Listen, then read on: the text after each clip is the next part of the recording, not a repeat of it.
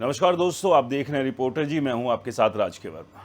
दोस्तों, क्या आरबीआई ने करोड़ों भारतीयों को एक बड़ी राहत दे दी है?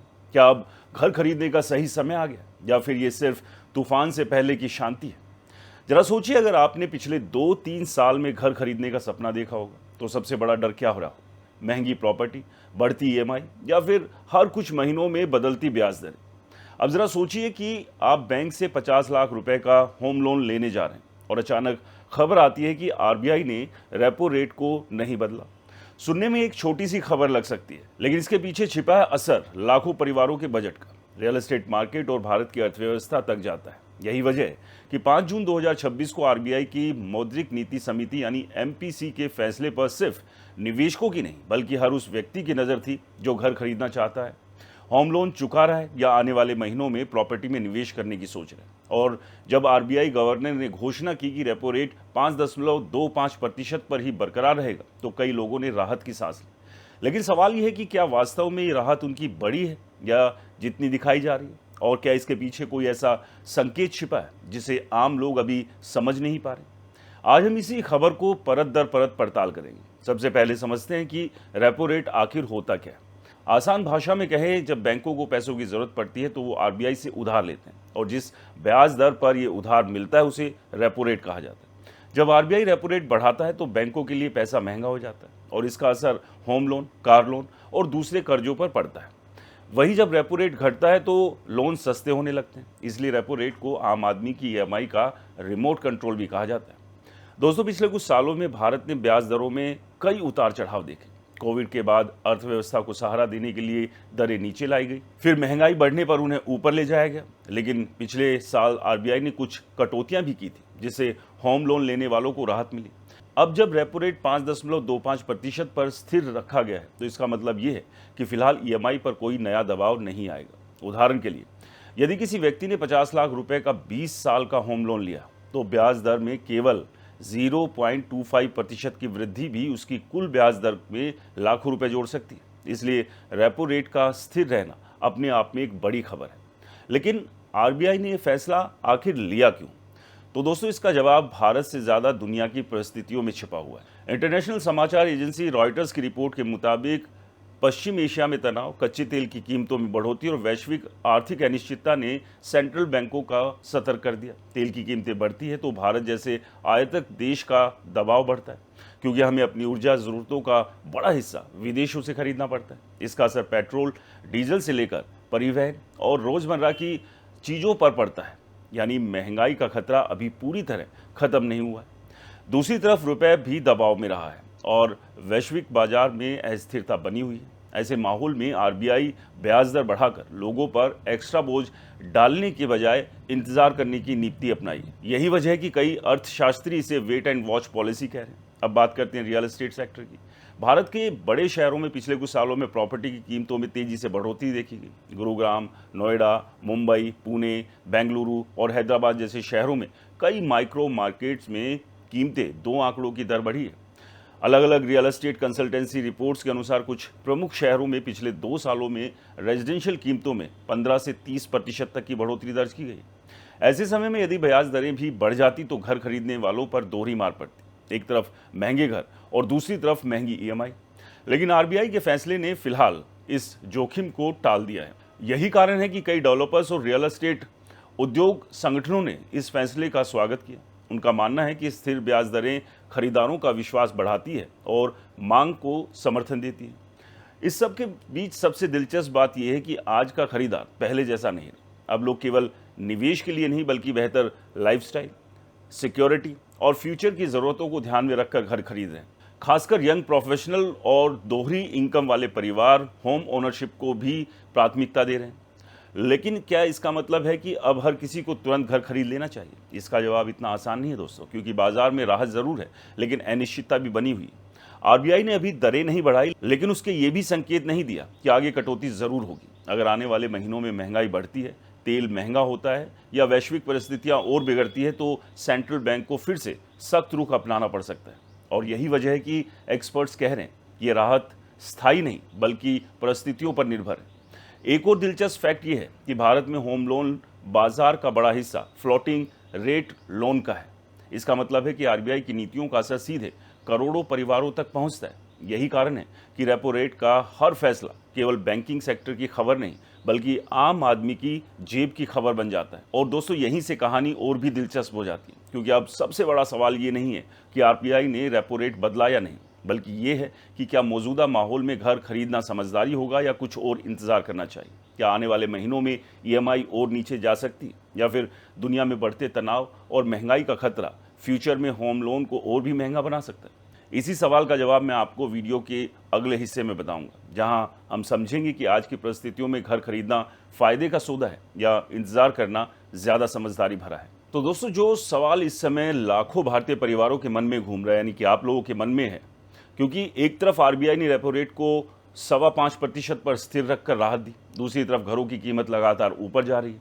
ऐसे में आम आदमी कंफ्यूज है कि अगर आज घर खरीद लिया तो कहीं बाद में ब्याज दरें और कम ना हो जाए, और अगर इंतज़ार किया तो कहीं घर की कीमतें इतनी ना बढ़ जाए कि सपना ही दूर चला जाए। दोस्तों, सच कहूँ तो आज भारत का रियल एस्टेट बाजार एक ऐसे मोड़ पर खड़ा है जहां हर फैसला करोड़ों रुपए का अंतर पैदा कर सकता है। जरा एक उदाहरण से समझिए। मान लीजिए आज आप 80 लाख रुपए का घर खरीदना चाहते हैं। आपने 20 लाख रुपए डाउन पेमेंट के रूप में दिया, 60 लाख रुपए का आपने उस पर होम लोन ले लिया। अगर ब्याज दर 8% है तो आपकी 20 साल की ईएमआई लगभग 50,000 रुपए के आसपास बैठेगी। लेकिन अगर भविष्य में ब्याज दर केवल 1% बढ़कर 9% हो जाती है तो ईएमआई हजारों रुपए बढ़ सकती है, और पूरे लोन का टाइम पीरियड में आपको लाखों रुपए एक्स्ट्रा ब्याज देना पड़ सकता है। यही कारण है कि आरबीआई का हर फैसला सीधे आपकी जेब पर असर डालता है। लेकिन दोस्तों, यहाँ कहानी का एक दूसरा साइड भी है। यदि आप केवल इस उम्मीद में घर खरीदने का फैसला टाल रहे हैं कि ब्याज दरें और कम होगी, तो आपको ये भी समझना होगा कि प्रॉपर्टी की कीमतें आपका इंतजार नहीं करती। भारत के कई बड़े शहरों में पिछले 2 सालों में रियल एस्टेट की कीमतों में तेज उछाल देखने को मिला। अलग अलग प्रॉपर्टी कंसल्टेंसी कंपनियों की रिपोर्ट के अनुसार गुरुग्राम, नोएडा, बेंगलुरु, पुणे और हैदराबाद जैसे शहरों में कई इलाकों में कीमतें 15% से 30% तक बढ़ी। यानी अगर आपने 2 साल पहले 1 करोड़ रुपए का फ्लैट नहीं खरीदा और आज वही फ्लैट 1.25 करोड़ रुपए का हो चुका है, तो ब्याज दर में छोटी कटौती से मिलने वाला फायदा शायद उस बढ़ी हुई कीमत के सामने बहुत छोटा साबित हो। यही कारण है कि कई एक्सपर्ट्स आज के समय को wait for the perfect moment की बजाय by when you are financially ready का समय बता रहे हैं। अब बात करते हैं उस जोखिम की जिसके बारे में बहुत कम लोग चर्चा करते हैं। दोस्तों, रॉयटर्स की रिपोर्ट के अनुसार वैश्विक स्तर पर तेल की कीमतों को लेकर अनिश्चितता बनी हुई है। अगर पश्चिम एशिया में तनाव और बढ़ता है तो कच्चा तेल महंगा हो सकता है, जो पहले से हो रहा है। भारत दुनिया के सबसे बड़े तेल आयातकों में से एक है। तेल महंगा होता है तो ट्रांसपोर्ट महंगा होता है, प्रोडक्शन लागत बढ़ती है और अंततः महंगाई बढ़ती है। यही वो स्थिति होती है जिसमें सेंट्रल बैंक्स ब्याज दरें बढ़ाने के लिए मजबूर हो सकते हैं। यानी आज जो ईएमआई स्थिर दिखाई दे रही वो 6 महीने या 1 साल बाद बदल भी सकती है। यही वजह है कि कई फाइनेंशियल एक्सपर्ट्स का कहना है कि यदि आपकी नौकरी स्टेबल है, आपके पास पर्याप्त इमरजेंसी फंड है और आप कम से कम 7 से 10 साल तक उस घर में रहने या निवेश बनाए रखने की योजना रखते हैं, तो केवल ब्याज दरों से डर के फैसला टालना सही रणनीति नहीं हो सकता। दूसरी तरफ अगर आपकी इनकम अनिश्चित है, यानी स्टेबल नहीं है, डाउन पेमेंट के लिए आपको अपनी सारी बचत खत्म करनी पड़ रही है, या ईएमआई आपकी मंथली इनकम का बहुत बड़ा हिस्सा खा जाएगी, तो थोड़ा इंतजार करना समझदारी हो सकता है। यहाँ एक और इम्पॉर्टेंट पहलू समझना जरूरी है। दोस्तों, भारत में रियल एस्टेट केवल रहने की जरूरत नहीं बल्कि संपत्ति निर्माण का भी एक बड़ा साधन माना जाता है। पिछले 1 दशक में कई प्रमुख शहरों में प्रॉपर्टी रेट्स ने लंबी अवधि में अच्छा प्रदर्शन किया। हालांकि हर शहर और हर प्रोजेक्ट एक जैसा नहीं होता। आज बाजार में ऐसे क्षेत्र भी है जहां कीमतें तेजी से बढ़ रही हैं, और ऐसे क्षेत्र भी है जहां मांग कमजोर बनी हुई है। इसलिए केवल मार्केट ऊपर जा रहा है ये सुनकर निवेश करना खतरनाक हो सकता है। आपको लोकेशन, इंफ्रास्ट्रक्चर, रोजगार के अवसर, डेवलपर की विश्वसनीयता और फ्यूचर की विकास योजनाओं को भी देखना होगा। यही कारण है कि स्मार्ट निवेशक केवल ब्याज दरों पर नहीं बल्कि पूरे इकोसिस्टम पर नजर रखते हैं। दोस्तों, इकोनॉमिक टाइम्स, वेल्थ और दूसरे फाइनेंशियल पोर्टल्स में प्रकाशित विश्लेषणों में भी यही बात सामने आई है कि मौजूदा ब्याज दरें ऐतिहासिक दृष्टि से बहुत अधिक नहीं है, और अगर किसी व्यक्ति की फाइनेंशियल स्थिति मजबूत है तो घर खरीदने के लिए ये समय पूरी तरह प्रतिकूल नहीं कहा जा सकता। लेकिन इसका मतलब ये नहीं है कि हर व्यक्ति को तुरंत प्रॉपर्टी खरीद लेनी चाहिए। डिसीजन आपकी इनकम, सेविंग, परिवार की ज़रूरतों और इन्वेस्टमेंट की क्षितिज पर निर्भर करता है। अब ज़रा उस साइकोलॉजी को समझिए जो अक्सर लोगों को गलत फैसले लेने पर मजबूर करता है। जब बाजार तेजी में होता है तो लोग डरते हैं कि कहीं मौका हाथ से ना निकल जाए, और जब बाजार धीमा होता है तो लोग सोचते हैं कि अभी और गिरावट आएगी। नतीजा ये होता है कि वो कभी डिसीजन ही नहीं ले पाते। रियल एस्टेट में सबसे बड़ी गलती अक्सर गलत समय पर खरीदना नहीं, बल्कि सही समय पर निर्णय लेना होता है। इसलिए यदि आप कई सालों से घर खरीदने का इंतजार कर रहे हैं, आपकी फाइनेंशियल स्थिति मजबूत है और आपको सही प्रॉपर्टी मिल रही है, तो केवल इस उम्मीद में फैसला टालना कि आरबीआई शायद आगे दरें कम कर देगा, एक महंगा फैसला साबित हो सकता है। वहीं यदि आप अभी तैयार नहीं हैं, तो केवल फोमो यानी मौका छूट जाने के डर में खरीदारी करना भी खतरनाक हो सकता है।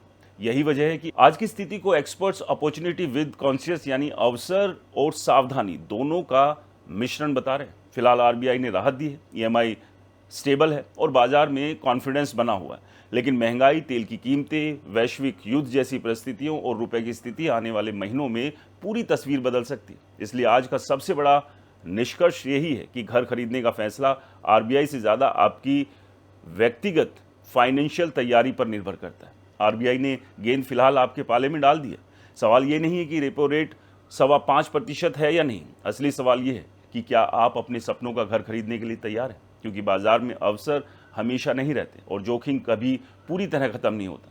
इसलिए फैसला सोच समझ के लीजिए, आंकड़ों को समझिए, अपनी फाइनेंशियल क्षमता का अध्ययन कीजिए और फिर निर्णय लीजिए।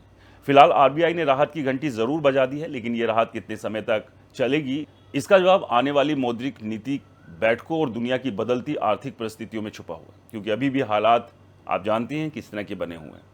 युद्ध के हालात अभी भी हैं, तेल लगातार महंगा हो रहा है, महंगाई बढ़ती जा रही है और इसका असर रियल एस्टेट पर भी पड़ता है। तो आरबीआई की रेपो रेट को स्टेबल रखने और प्रॉपर्टी मार्केट की जो हालात है वो दोनों अपने आप में अलग अलग हैं। तो मार्केट को पहले अच्छे से समझिए और उसके बाद ही कोई डिसीजन लीजिए।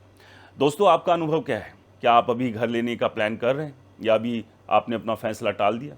अपना अनुभव हमें कमेंट बॉक्स में ज़रूर शेयर करें। वीडियो पसंद आए तो इसे लाइक करें, शेयर करें और हमारे चैनल को सब्सक्राइब करना बिल्कुल ना भूलें। नमस्कार।